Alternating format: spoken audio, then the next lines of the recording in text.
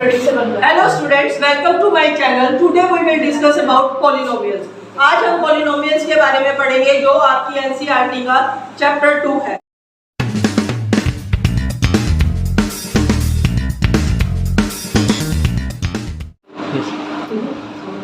चलो, hello students, आज हम polynomials को डिस्कस करेंगे. Polynomials क्या होते हैं? What is the general equation of a polynomial? That is a0 xn plus a1 xn minus 1 plus a2 xn minus 2 up to an. ये हमारी polynomial की जनरल इक्वेशन है. इसके अंदर a0, a1, a2 और an जो है वो हमारे क्या है? कांस्टेंट है. क्या है? कांस्टेंट. और x जो है वो हमारे पास वेरिएबल है. वेरिएबल का मतलब क्या होता है? x एक वेरिएबल है, मतलब उसकी वैल्यू वेरी करती है, मतलब उसकी वैल्यू जो है वो चेंज होती रहती है. तो x हमारे पास वेरिएबल है. ये हमारी जनरल पॉलिनोमियल. ये क्या है? General polynomial. इसको हम पॉलिनोमियल, एक पॉलिनोमियल जो है वो इक्वेशन कब बनता है? जब हम उसके आगे जीरो लगा देते हैं. जब वो इक्वल टू जीरो हो जाता है तो वो इक्वेशन बन जाता है. अगर जीरो नहीं लगा हुआ है तो वो एक पॉलिनोमियल है. समझ में आ गई? उसके बाद हमारे पास क्या आता है? हमारे पास आता है कि लीनियर पॉलिनोमियल क्या होती है, क्वाड्रेटिक पॉलिनोमियल क्या होती है, क्यूबिक पॉलिनोमियल क्या होती है. हमारे पास जैसे ax प्लस b है, इसके अंदर x की जो पावर है, जो हाईएस्ट पावर है, हमारे पास क्या है? 1. हाईएस्ट पावर क्या है? 1 है. और उसको हम क्या बोलते हैं?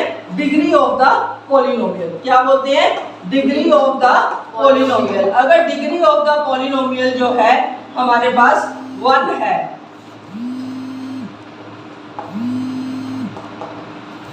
अगर हमारे पास 1 है तो मतलब वो कौन सा होगा? Linear polynomial. वो होगा हमारे पास लीनियर पॉलिनोमियल.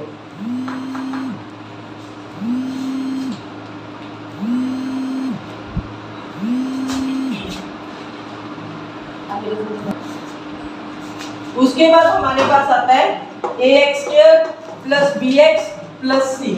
इसके अंदर इसकी हाईएस्ट पावर क्या है हमारे पास? 2.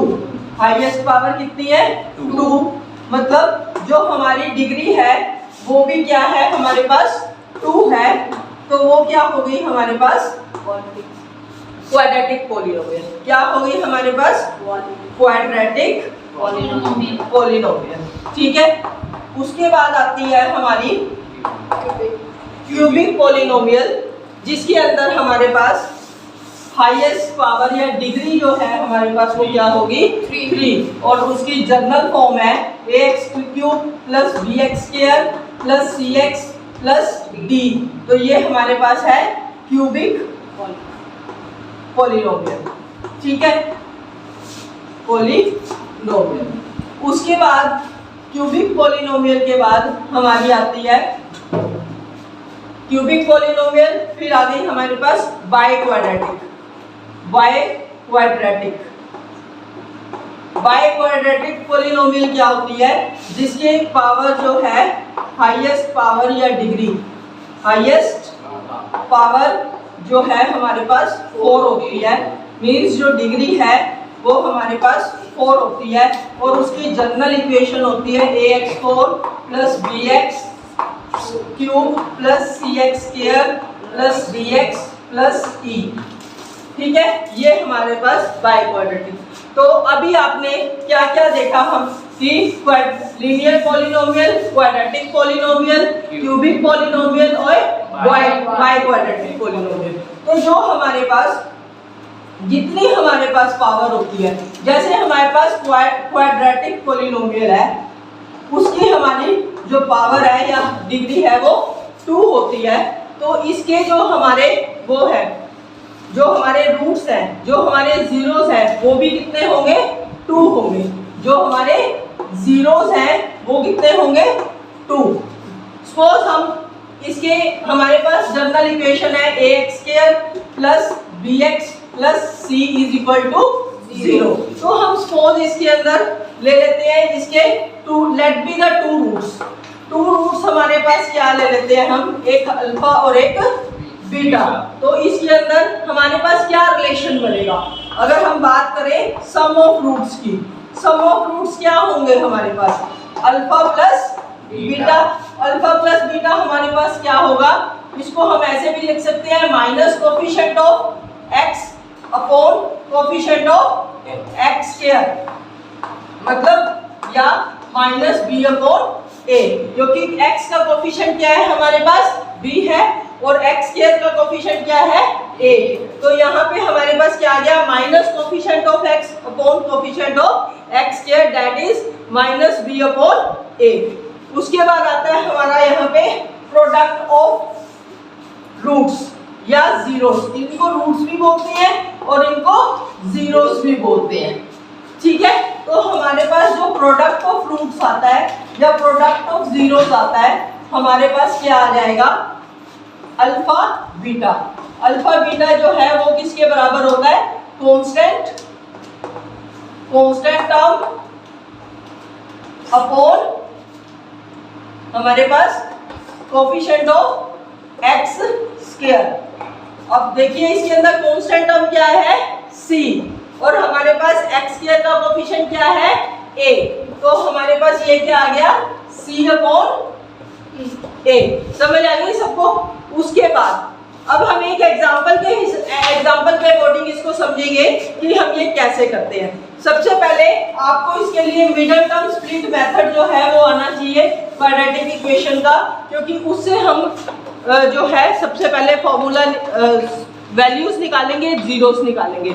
जैसे हमें एक पॉलिनोमियल दिया है x square plus 7x plus 12, तो हम मिडिल टर्म स्प्लिट मेथड क्या होता है, हमने इसको ये हमारी मिडिल टर्म है, इसको हमने टू पार्ट्स में डिवाइड करना है, स्प्लिट करना है। किस तरह से करना है कि मल्टीप्लाई करके हमारे पास 12 आए और प्लस माइनस करके हमारे पास 7 आए। तो पहले हम इसके फैक्टर्स लिख लेंगे, 1/12, 2 into 6 है ना, 2 into 6 भी 12 होता है, 1 into 12 भी 12 होता है, और उसके बाद 3 into 4 भी 12 होता है, ठीक है। तो हमारे पास 3 into 4 इसके वो फैक्टर्स हैं जिससे हमारे पास प्लस करके 7 आएगा। तो हम सबसे पहले क्या करेंगे, बड़ी रकम को लिखेंगे, बिग वाली स्टेटमेंट को लिखेंगे, ताकि हमारे पास जो है ये वाले साइन में कोई प्रॉब्लम ना आए।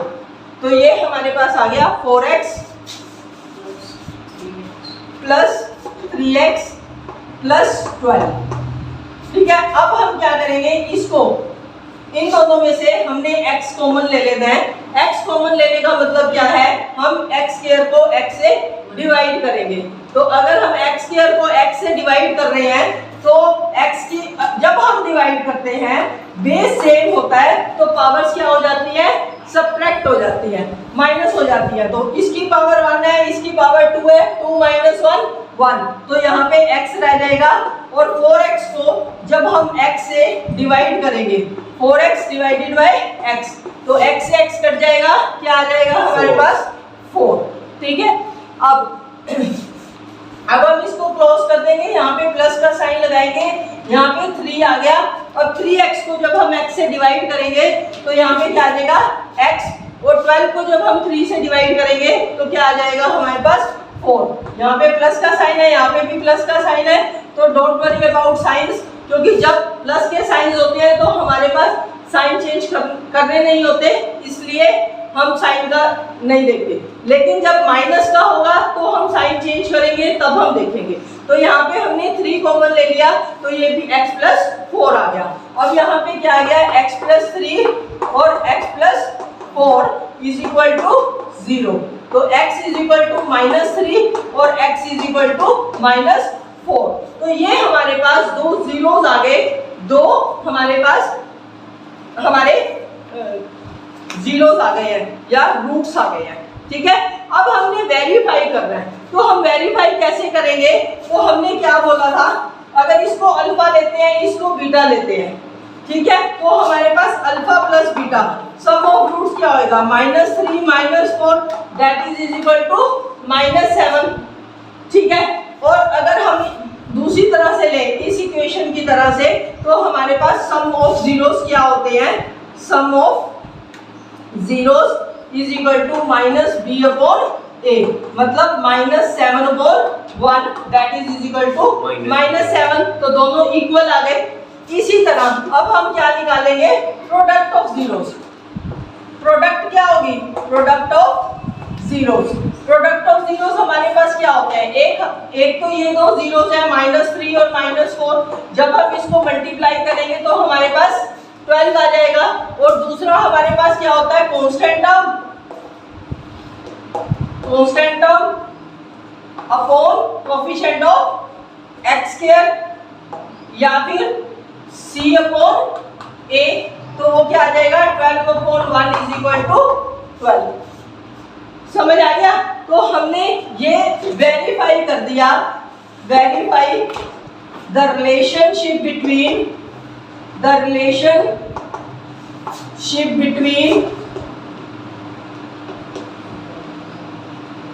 zeros of the polynomial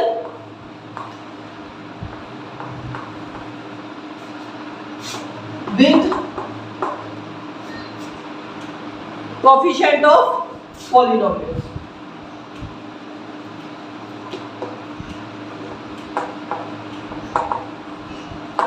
ठीक है, ये आपका इस टाइप के जो क्वेश्चंस हैं वो आपकी एक्सरसाइज सेट 2.1 में है, तो आप उसको ट्राई करिए। तो आज हमने पॉलिनोमियल्स के बारे में पढ़ा, तो ये आपकी चैप्टर 2 की एक्सरसाइज 1 के क्वेश्चन आंसर है, वो आप ट्राई कीजिए। और अगर आपको कुछ समझ में नहीं आता तो मुझे कमेंट में मैसेज करिए, तो मैं उसके सॉल्यूशंस आपके लिए लेके आऊंगी। Thank you.